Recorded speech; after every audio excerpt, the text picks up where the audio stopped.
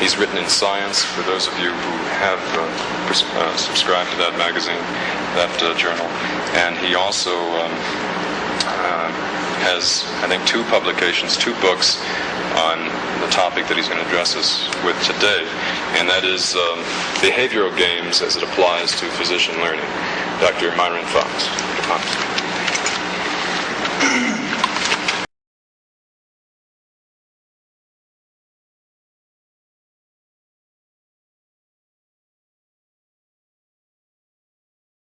There are several advantages I notice in coming from California. One is that you can wear shorts, whereas the Easterners wear a suit, and that you can wear a mock turtleneck shirt where we wear a tie.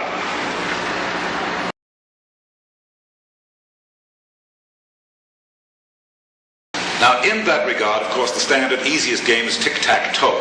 And as you know, this has now been analyzed to the point where it is no longer a game, because it must end in a draw. There is an anecdote. Many years ago, there was a very great Russian chess player named Bogolyubov, back in the days of the Tsar, and his standard comment upon his play was, when I am white, I win because I am white, and when I am black, I win because I am Bogolyubov. Rappaport uses a rather, I think, charming example in the opera Tosca. Now, those of you who are not familiar with it, the story of the opera is that Tosca, who is in love with Cavaradossi, and she is coveted, if that's quite the right word, by Scarpia, and Scarpia has arrested her lover, Cavaradossi, and holds him under penalty of death. Now, a great confrontation, or rather discussion, not a confrontation, it's a games theory, takes place between Tosca and Scarpia.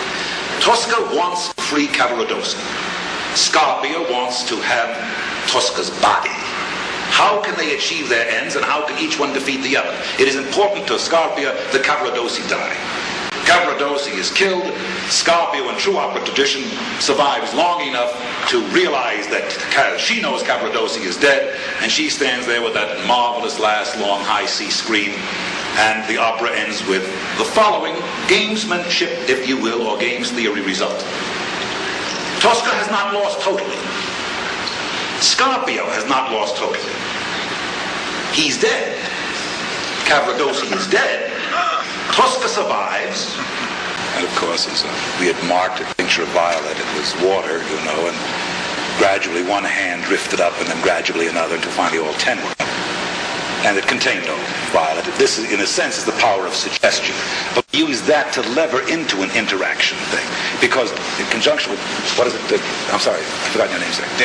Dan. What Dan said, it didn't really involve them. It was a lecture approach. Then I did twist it a little and got them to, could they have done the same thing to me?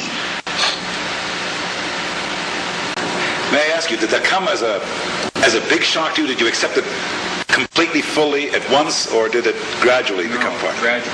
It was a gradual process. Suppose that could possibly come as a complete shock at one time. I'm wondering. I'm asking. I don't know. Hell of a good point.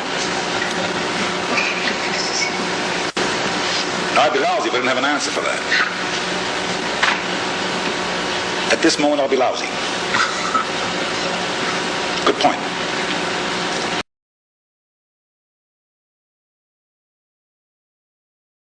And Capablanca, having a time in which he could think about this, instead of folding up, which he said was his first reaction, and becoming panicky, instead thought for a moment and came back and accepted the challenge of Marshall and won, thus proving that he won because of a gamesmanship. He outplayed Marshall. He outplayed Marshall psychologically, as well as outplaying Marshall on the board. A and B decide to get together. That is, A says to B, look, if you will vote for me, we'll shut out C, and I'll give you 55 cents of that dollar, and I'll keep 45 cents. So B says, that's a hell of a thing. And C is over on the other side of the room, and he notices this going on, so he goes over and he gets hold of B, and he says, listen, he says, I'll give you 60 cents, and I'll keep 40, we'll shut A out. And he says, that's even better. Now, by this time, A is aware of what's going on, and he decides, well, the hell with this, and he gets together with C, and he says, look, he says, let's us take it, and we'll cut B out. Made the point that there is a difference between checkers and poker, because poker has an element of chance where chess and poker, because poker has an element of chance in the deal of the cards, the fall of the card, and chess does not, but chess does. The question of the normal way to select who's going to get the color is to have the umpire, of course, take a black and a white pawn and put them out, and you select one. In games, the idea is to out-logic the opponent, if you will, to reduce that fight to a level of more amicable confrontation. And this, gentlemen, I think is perhaps where the value of game theory lies in our profession.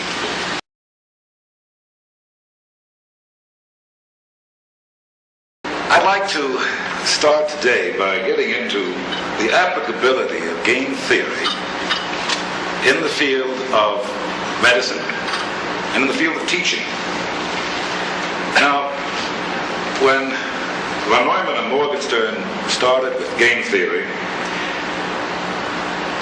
it was not long before they realized that game theory was not primarily concerned with disclosing the optimum strategy. What it really is concentrating on is concerned with the logic of conflict, that is, with the theory of strategy. Now, in this way, interestingly enough, being here at the gambling state of Nevada, the question can be asked, does game theory differ from gambler's choice? And it does differ, and it differs in very interesting ways, and these ways I think are applicable in our field.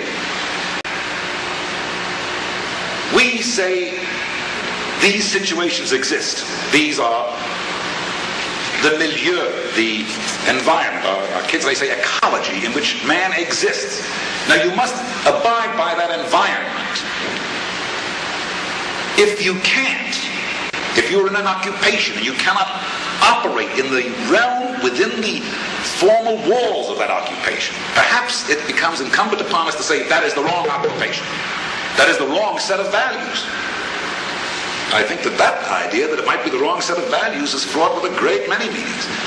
Some could be dangerous, quite dangerous. How I might better get these kinds of points across to the teachers. How do we go about stimulating them to use these kinds of theories? Well, I think one possibility is certainly in the use of the first word, game. I think it's much easier to get something across to a student if he feels he's involved. You play a game with the student. You give him a hypothesis. But you let him involve himself. You don't tell him, now look, this is the thing, what do you think of that? The letter A is built so-and-so. No, you don't do it that way. So even game theory is not that clean, it's not that precise, it's not that mathematically accurate. It depends a little on the assumptions you make. So the element of chance is introduced, but it's an educated chance, which brings us back to the whole damn thing is an educated guess. Your point that you accepted, that you came to think this other thing is on the basis of an educated approach, an educated guess approach. Your students to this kind of approach. Is there resistance or percentage-wise? Well, is it something that they accept as opposed to the traditional form of learning? Do they see it as a valid change in terms of their own education? Well, you've just mentioned the problem. In terms of their own education, some do and some don't, but there's a great deal that has to do with their own educational background as to whether they do or they don't. Percentage-wise, it's quite high. The applicability of these factors, the theory of games, to the field of not only psychiatry, but the teaching of psychiatry, the training, I think has great value. Thank you, gentlemen.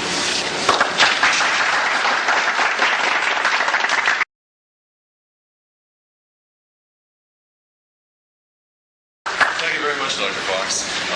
Before we have any questions asked of Dr. Fox, we'd like you to fill out our standard questionnaire. All of you familiar with our program certainly know this questionnaire. So what we really want to do is get an indication of what you derived from this presentation. And as you're filling it out, perhaps some of you might have some questions to ask Dr. Fox.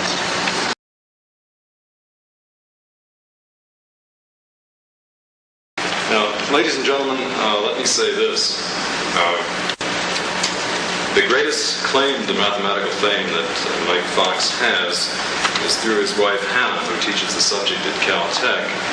The closest he comes to psychiatry is through his brother-in-law, Jerry Jacobson, who many of you know is in charge of the Benjamin Rush Clinic in Los Angeles.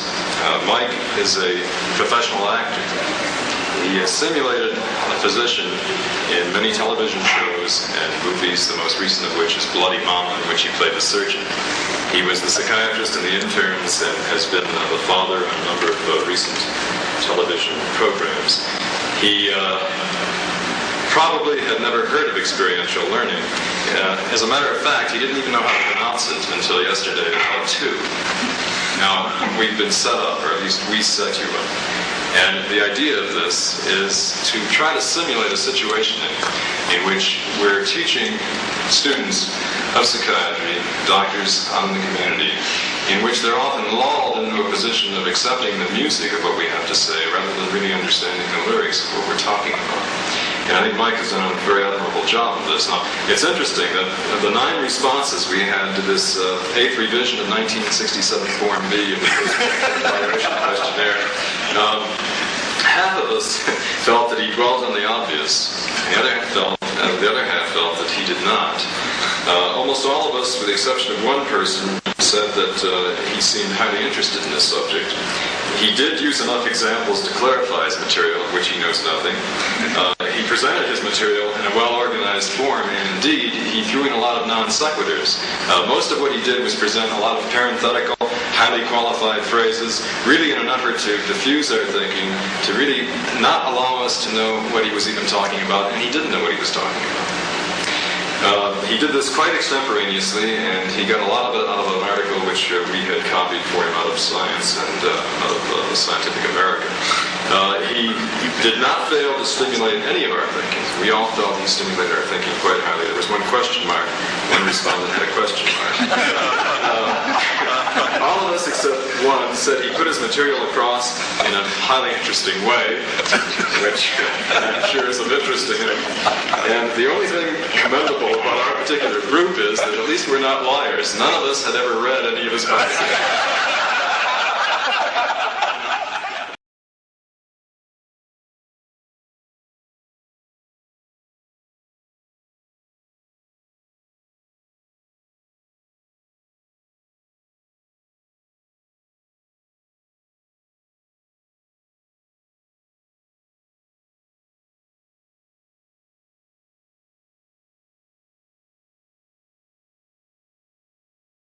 Ihre Stimme ist Ihr Werkzeug, das war das Wichtigste, was wir überhaupt haben. Ich habe ja vorhin von diesen 93% gesprochen. Da gibt es einen großen Bereich, 55% ist Kleidung, Körpersprache, Blickkontakt, was auch immer alles dazugehört, Mimik, alles. Und 38% nur Stimme.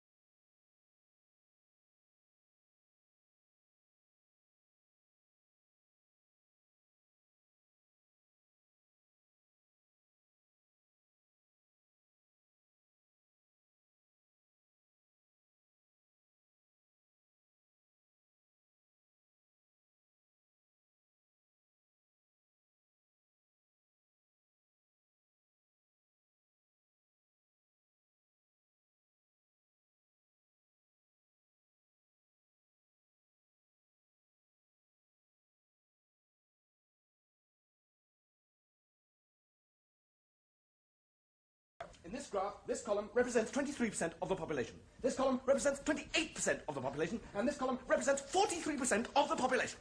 Telling figures indeed.